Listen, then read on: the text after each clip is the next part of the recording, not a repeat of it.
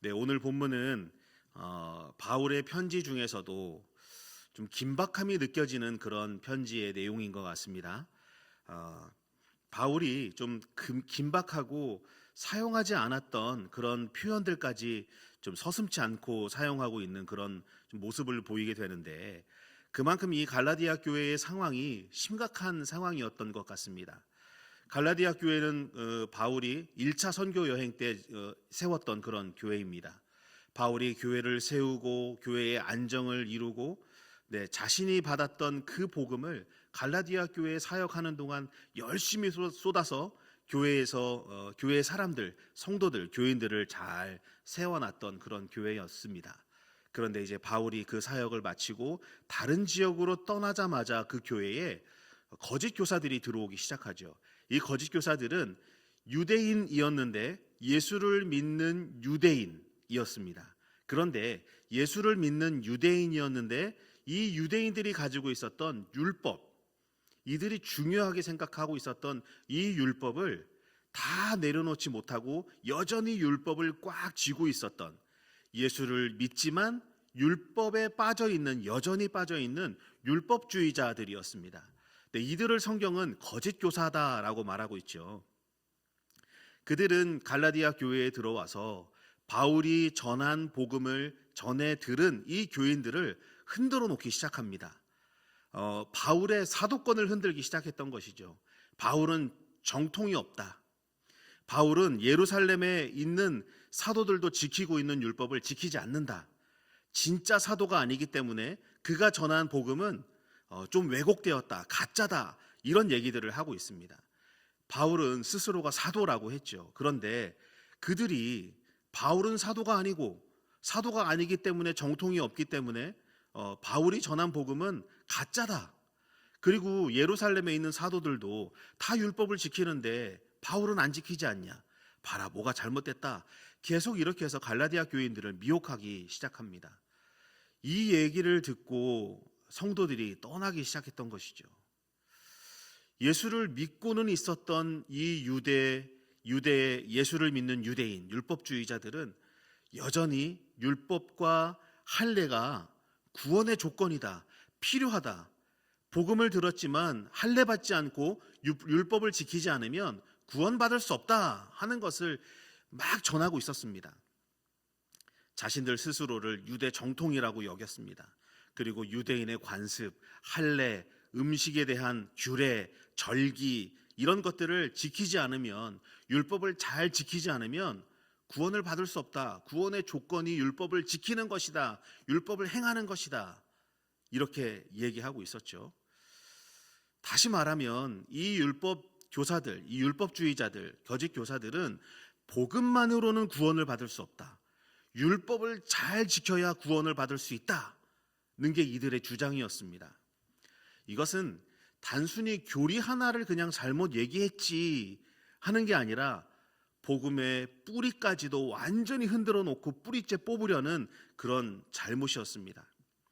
바울이 갈라디아 교인들에게 전했던, 그리고 그들이 받아들였던 그 복음을, 이 얘기를 듣고 쉽게 포기하는 모습을 바울이 보게 된 것이죠. 바울이 떠나자마자 갈라디아 교회의 성도들을 막 흔들어 놓았던 바울의 사도권, 율법을 지키지 않으면 구원을 받지 못한다, 이런 것들로 흔들어 놓자마자 이 얘기를 들은 갈라디아 교인들이 예수님을 떠나기 시작했습니다. 교회를 떠나기 시작했습니다. 바울이 어떤 마음이 들었겠습니까? 그러니 오늘 본문에 본 것처럼 그 간절함이 이 본문에, 이 편지에 다 나와 있는 거죠.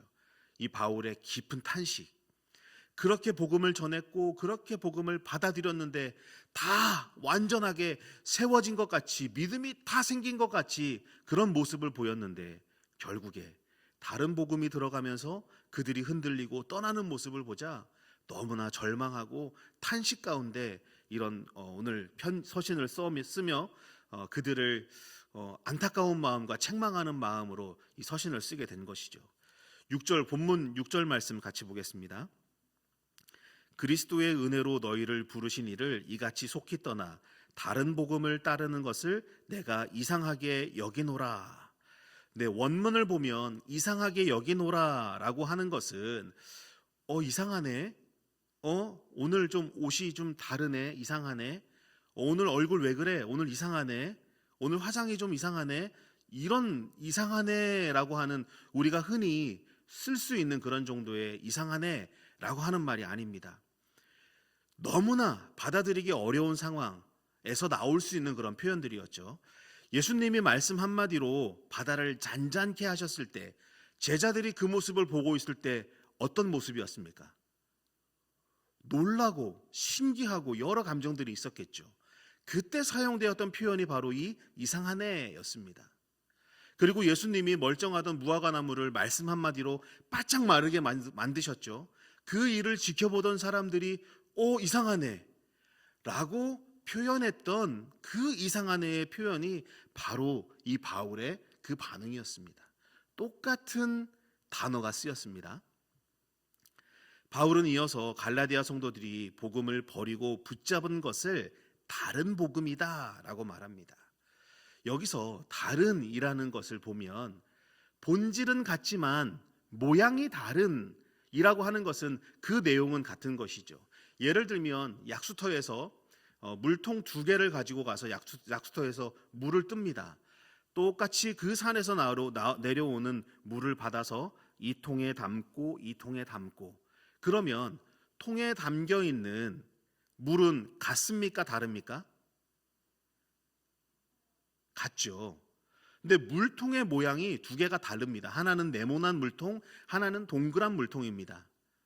그러면 이 내용에, 이 통 안에 들어있는 물의 내용이 다릅니까? 같습니까? 같지요. 네, 같은 물이 담은 거니까. 그러나 이 물을 담고 있는 통의 모양은 다르죠. 여기서 말하는 다른은 내용은 같은데 겉모양이 다른, 본질은 같은데 또 다른, 이런 의미가 아닙니다. 본질적으로 완전히 다른 것, 겉모습은 비슷해 보이지만 그 속은 완전하게 다른 것을 의미합니다. 다른 복음, 그러니까 뭡니까? 복음인데 그 복음을 담고 있지만 약간 모양이 다른 그런 복음이 아니라, 다른 복음은 아예 가짜라는 겁니다. 왜냐하면 복음은 복음 외에 또 다른 복음, 제1복음, 2복음, 3복음이 없기 때문이죠. 얼핏 듣기에는 복음 같은데 실제로는 복음이 아닌 것이 있습니다. 지금도 우리가 사는데 복음 같은데 복음이 아닌 것들이 우리 주위에도 있습니다. 자, 예를 들면 예수를 믿으면 성공한다. 성공주의 복음이 우리 안에 있죠. 인정할 건 인정하겠습니다. 인정할 테니 여러분도 인정하십시오. 예수 믿으면 성공한다 라는 마음, 내 마음에 조금이라도 있으면 겉으로 표현하지 마시고 속으로 있지 하시면 됩니다. 예수를 믿되 여전히 하나님의 나라와 하나님의 의를 이루기보다 내 의를, 내 뜻을 이루려는 내가 복음 있으면 속으로 인정하십시오. 예수를 믿되 복음의 삶을 치열하게 살아내고 말씀을 지키기 위해 발버둥 치고 사는 것보다 감정적인 만족과 위로를 구하는 종교주의 복음이 내 안에 있다. 예수를 믿되 하나님을 경외하는 것보다, 하나님을 두려워하는 것보다 사람들의 말을 더 두려워하고 사람들의 말을 더 신경 쓰고 사람들의 말을 더 걱정하고, 저 사람 나를 어떻게 생각할까, 나를 어떻게 여길까, 어떻게 볼까 생각하는 인본주의 복음이 있다. 겉으로 보기엔 다 맞아 보입니다. 뭐 그럴 수 있지. 뭐 딱히 뭐가 잘못됐나? 뭐 예수 믿으면서 그 정도 구할 수 있는 거 아닌가? 예수 믿으면서 성공 바랄 수 있지. 예수 믿으면서 내 의가 이루어지도록 기도할 수 있지. 그런데 복음보다 복음 외의 것에 더 마음을 쏟는다면, 예수를 믿는 것보다 예수를 믿을 때 얻는 복이 있다, 그러면서부터 우리의 마음이 예수에게 향합니까? 예수를 믿을 때 주어지는 복에 향합니까? 예수를 믿을 때 주어지는 복을 더 바라고 예수를 믿고 있는 것이라면, 예배를 드리는데 예배를 받으시기에 합당한 그 주체이신 하나님을 온전히 바라보고 예배 드리는 것에 마음 쓰고 우리의 마음을 다 쏟고 신경을 쓰고 있는 것이 아닌 예배를 드리면 복 받겠지의 마음이 더 가 있다면 복음입니까? 다른 복음입니까? 복음을 지키고 말씀을 따르며 사는 것보다 어쩌면 율법주의자들이 말한 것처럼 율법을 지키고 그 행위를 통하여 구원을 받는다에 더 마음을 쏟고 있다면 우리는 복음이 아닌 다른 복음을 더 믿고 있는 것입니다. 바울이 그토록 한탄하고 절망하고 절규하며 오늘 본문 갈라디아서를 썼던 것처럼 그 바울의 마음이 어쩌면 하나님의 마음 아니겠습니까?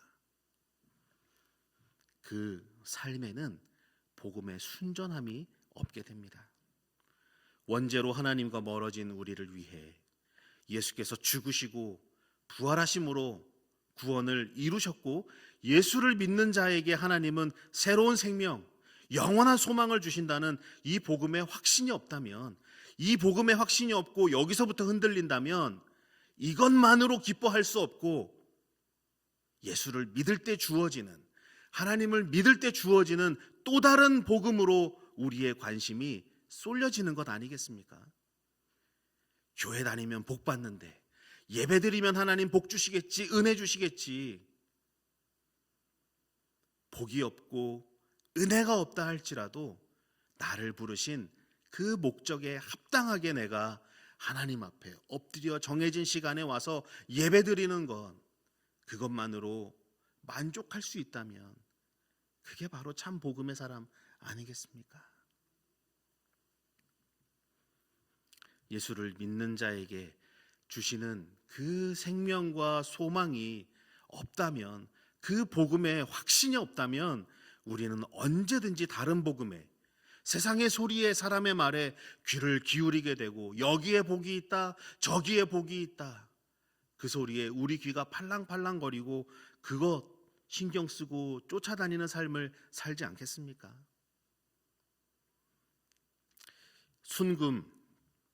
순금에 만약에 순금은 순도가 99.99%라고 하죠. 100%의 금이 있는지는 제가 잘 모르겠습니다. 예를 들어서 100%의 순금이 있다 치고 거기에 다른 금속이 0.01%만이라도 섞이게 되면 그 100%의 순금은 순금이 되겠습니까? 아니면 그냥 금이 되겠습니까? 그냥 금이 되겠죠. 순금이라고 말할 수 없겠죠. 순도 100%에 0.01%라도 다른 금속이 들어가게 된다면 순금이라 말할 수 없습니다. 순도가 떨어지니까.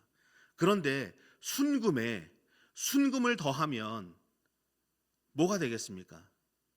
그냥 순금이죠. 그 순금에 부피만 커지고 무게만 더 늘어날 뿐, 그 순금 100%에 순금을 넣는다고 해서 순금이 110%가 되고 120%가 됩니까? 동일하게 100%. 그 내용은 그대로 가지고 있고 다만 부피만 커지고 무게만 무거워질 수 있겠죠. 순금의 덩어리만 커질 뿐 그 본질은 변하지 않습니다.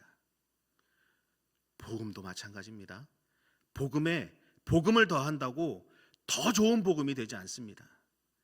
복음에 아무리 좋은 그 어떤 것이라도 더하는 순간 복음은 복음이 아닌 것이 되어버립니다. 오늘 본문에 나온 것처럼 복음의 율법을 더하고 복음의 성공을 더하고 복음의 사람의 칭찬과 인정을 더하고 복음을 더 좋게 하는 무엇을 거기다 넣는다 하더라도 복음, 순전한 복음이 되지 않습니다. 오히려 그 행위는 복음을 훼손하는 것입니다. 바울은 단호하게 말합니다. 오늘 본문의 7절 말씀입니다. 다른 복음은 없나니. 만약 다른 복음이 있다면 그 다른 복음의 결과는 무엇이라 말합니까? 7절의 하반절에 보면 어떤 사람들이 너희를 교란하여 그리스도의 복음을 변하게 하려 함이라. 네, 다른 복음의 결과는 무엇이냐면 그리스도의 복음을 변하게 하는 것이다. 이후에 바울은 자신의 사도권에 대해서 이야기를 합니다. 12절 말씀입니다. 이는 내가 사람에게서 받은 것도 아니요 배운 것도 아니요 오직 예수 그리스도의 계시로 말미암은 것이라. 율법주의자들, 이 거짓 교사들, 예수를 믿는 유대 율법주의자들은 바울을 끊임없이 공격을 합니다. 예루살렘의 사도들에게 직접 배운 사람이 아니다 바울은. 그렇기 때문에 그가 전하는 복음은 불완전하다, 완전하지 않다. 그러나 우리는 예루살렘의 전통을 잘 알고 예루살렘의 전통을 따르는 사람들이다. 우리가 말하는 이 할례와 율법을 지키는 것이 완성된 복음이다. 바울의 사도권을 막 흔들어 놓습니다. 왜 그럴까? 왜 이 사도권을 흔들까? 복음을 전한 사람의 권위를 흔들면 어떻게 되겠습니까? 복음도 똑같이 흔들리게 되겠죠. 그 사람의 흠이 있어서 흠을 잡으면 그 말을 전한 사람의 흠을 잡으면 그 사람이 전한 말까지도 흠을 입게 될 것이다 라고 했던 것이죠. 바울이 전한 율법보다 은혜를 강조한 게 율법주의자들은 너무나 불편했습니다. 자신들은 율법으로 소위 말해서 먹고 살고 있었는데, 기득권을 유지하고 있었는데, 율법 가지고 백성들을 움켜쥐고 그 율법 가지고 백성들을 조정하고 내가 권위를 누리고 살고 있었는데, 갑자기 바울이 나타나서 은혜를 말하니, 율법을 폐하고 은혜에 대해서 말하니 얼마나 눈에 가시었겠습니까? 그러니 바울을 쫓아다니며 그 사도권을 계속해서 회방하고 있었던 것이죠. 율법주의자들은 율법을 지키는 것을 자신들의 정체성이라고 여겼습니다. 그런데 바울은 계속해서 뭐라 말합니까? 7절에 보면 다른 복음은 없나니, 8절과 9절에는 뭐라고 말합니까? 다른 복음을 전하면 저주를 받을지어다. 그리고 2장 16절 말씀, 사람이 의롭게 되는 것은 율법의 행위로 말미암음이 아니요 오직 예수 그리스도를 믿음으로 말미암는 줄 알므로 우리도 그리스도 예수를 믿나니 이는 우리가 율법의 행위로서가 아니고 그리스도를 믿음으로써 의롭다 함을 얻으려 함이라. 율법의 행위로서는 의롭다 함을 얻을 육체가 없느니라. 아멘. 아멘 하십시오. 아멘. 네, 율법의 행위로는 의롭다, 구원받을 수 없다. 분명히 아십시오. 우리는 행위로 구원을 얻고 의롭다 일컬음을 받는 자들 아닙니다. 우리는 예수를 믿고 있지만 여전히 의롭지 않습니다. 그리스도를 믿음으로써 의롭다 함을 얻으려 하는 자들이고, 예수를 믿기 때문에 의롭다 불림을 받는 자들입니다. 우리가 의로운 자들이 되지 않았습니다. 여전히 지금도. 그러나 믿음으로 의롭다 함을 얻은 자들, 행위로서, 율법의 행위로서 의롭다 함을 얻을 육체는 아무도 없습니다. 복음은 사람의 철학이 아닙니다. 훌륭한 선생이 전한 지혜의 말씀도 아니고, 사람이 정해놓고 지켜도 되고 지켜도 되지 않는 그런 양심에 따라 지키거나 지키지 않거나 해도 되는 그런 윤리, 도덕, 이런 것의 문제가 아닙니다.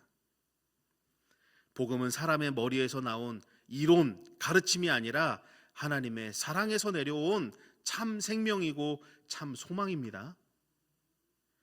그렇기 때문에 사람의 말, 사람의 평가, 시대의 유행, 복음의 내용을 결정할 수 없습니다. 복음은 시대의 영향을 받지 않고 시대를 꿰뚫습니다. 예수님이 오셔서부터 지금까지 단 한 번도 변하지 않고 그대로 우리에게 전해지고 있는 것, 그 사이에 어떤 것도 그 안에 들어갈 수 없는 것.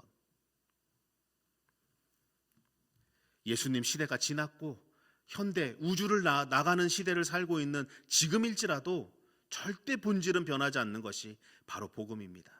다른 것은 없습니다. 아무것도 없습니다. 본질 그대로 지금 2000년이 넘은 지난 그 시간까지 우리에게 전해지고 있는 것.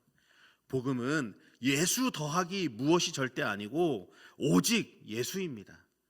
예수를 믿고 거기에 또 무엇을 따른다 해서 주어지는 것이 절대 아닙니다. 예수 플러스 알파? 아니, 그냥 오직 예수입니다. 바울은 복음에서 멀어지게 만드는 가장 근본적인 원인을 오늘 본문에서 말하고 있습니다. 10절 말씀 우리 함께 읽겠습니다. 시작.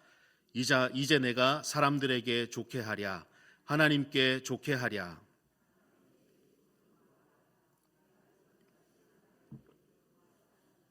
그리스도의 종이 아니니라. 정확히 한 가지를 지적하고 있습니다. 사람을 기쁘게 하려는 마음. 복음에 사람의 기준을 끼워 넣으면 복음의 순수성이 다 무너지게 되죠. 사람의 인정, 종교의 전통, 그리고 행위 중심의 신앙생활, 이것들이 끊임없이 우리를 흔들고 복음으로부터 멀어지게 만들고 있습니다. 예배를 드리면서 사람의 눈을 보고 의식하고, 누구 왔나? 누구 안 왔나? 아유, 이 설교는 저희 집사가 들어야 되는데, 이 설교는 아유 누가 들어야 되는데, 이거 좀 듣고 좀 찔려야 되는데, 말씀을 듣지 않고 나의 말씀으로 듣지 않고 자꾸 누군가에게 퍼주고만 있습니다.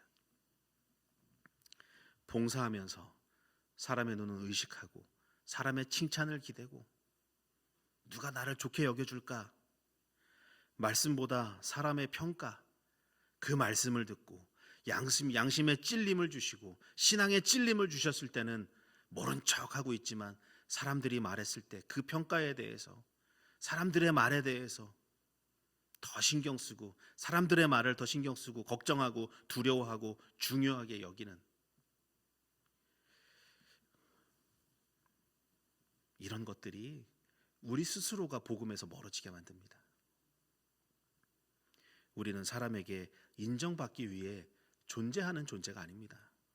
우리는 하나님께서 기뻐하시면 그걸로 충분한 사람들입니다. 하나님이 기뻐하시는가? 이 말을 하나님이 기뻐하시는가? 하나님이 인정하시는가? 하나님의 마음에 합한가? 이것이 우리의 삶의 기준이 되어야 합니다. 갈라디아 교회 성도들은 복음을 몰라서 떠난 게 아닙니다. 바울이 전한 복음 그대로를 그들은 받아들였던 사람들입니다. 복음을 알고 있었지만 복음 외에 또 다른 복음이 들어갔을 때 그 복음을 품었기 때문에 떠나가게 된 것입니다. 복음을 다 알고 있었습니다. 다 받아들인 사람들이었습니다. 그런데 그 복음 외에 다른 복음이 전해졌을 때 그것을 잡았기 때문에 예수를 떠나게 되었던 것이죠. 이 말씀 우리도 고민해야 됩니다. 나는 누구의 기쁨을 구하고 있는가? 내가 신앙생활을 하고 있는 것이 누구의 기쁨을 구하고 있는가? 사람들의 기쁨, 사람들이 만족함을 위해, 사람들의 눈에 좋게 보이기 위해, 칭찬 때문에, 나를 기대하고 있기 때문에 누구의 기쁨을 구하고 계십니까? 사람입니까? 아니면 나 자신입니까? 나의 만족을 위해? 아니면 하나님입니까? 하나님의 종이 가는 길은 딱 한 방향입니다. 하나님을 기쁘시게 하는 길, 하나님의 뜻을 따라 사는 길, 하나님의 인정만을 구하는 길, 다 그 한 방향입니다. 제가 세 가지의 말을 말씀드렸지만 다 똑같은 방향입니다. 한 방향입니다. 하나님을 기쁘시게, 하나님의 뜻을 따라 하나님의 인정을 구하는 길. 종은 두 주인을 섬기지 않습니다. 이 집 저 집 돌아다니며 그 집마다 있는 모든 주인을 다 섬기지 않습니다. 내가 속한 곳, 내 주인의 말을 듣고 내 주인이 원하는 바를 이루어내는 존재가 종입니다. 종. 너무나 신실한 종이 조선시대 때 있었습니다. 주인이, 야 돌쇠야, 너 내일 한양 좀 다녀와라. 네 하고 주인이 다음날 아침 일찍 돌쇠를 찾았더니 돌쇠가 안 보이는 겁니다. 밤늦게 돌쇠가 지친 모습으로 돌아와서 어디 갔다 왔느냐 그랬더니 한양 다녀왔습니다. 왜 갔다 왔냐? 주인님께서 한양 다녀오라고 하지 않으셨습니까? 참 답답하죠. 그런데 하나님 입장에선 얼마나 그 종이 좋아 보이겠습니까? 주인의 말에 순종하고 따를 수 있는,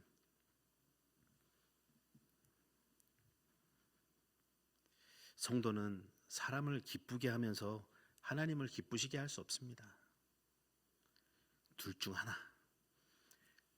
다른 복음을 따르든지 복음을 따르든지, 복음을 지킬 것인지 복음 위에 다른 것을 얹을 것인지, 사람의 기쁨을 구할 것인지 하나님을 기쁘시게 할 것인지, 둘 다 기쁘게 할 수 없습니다. 하나만. 이 고백과 결단은 우리가 끝까지 지켜야 할 우리 신앙의 방향입니다. 성도의 정체성이고 우리 존재의 이유입니다.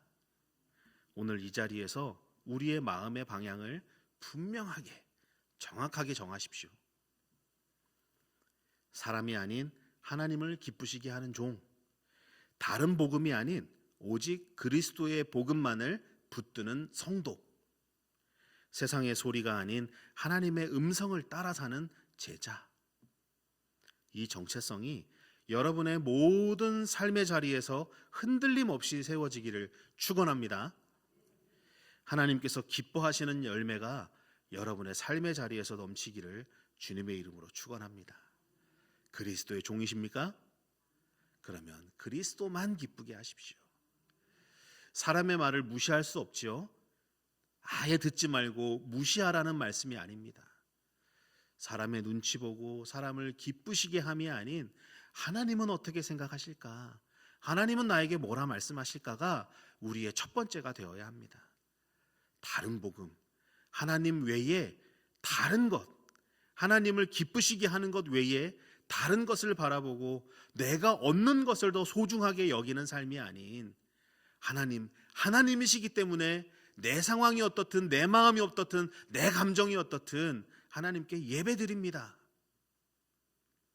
은혜를 주시지 않더라도, 아무것도 내가 얻는 것이 없다 할지라도 하나님이시기 때문에 나의 예배를 받아주옵소서가 우리가 예배드릴 때에 가장 기본적인 마음이 되어야 합니다. 예수 믿으면 성공하니까, 예수 믿으면 좋은 것이 생기니까가 아니라 나를 부르셨기 때문에 예수를 믿는 것, 그 순전한 복음 외에 다른 것 얹지 마십시오. 복음 더하기 알파 아닙니다. 복음은 복음입니다. 우리에게 주신 이 복음 확실히 붙잡으시고 세상의 어떤 것으로도 휩쓸리지 마시고 귀 팔랑팔랑 거리지 마시고 오직 주님 안에 머무십시오. 말씀 붙잡고 말씀을 위해 사시기를 발버둥 치시며 사시길 간절히 부탁드립니다. 그런 성도에게 하나님은 하나님의 뜻을 분명히 이루시는데 우리가 생각하는 것보다 더 좋은 곳으로 하나님의 뜻을 이루어 가실 것입니다. 인내하십시오. 그러나 기대하십시오. 하나님은 하나님의 뜻을 우리 안에 펼쳐주실 것입니다. 우리 함께 기도하겠습니다.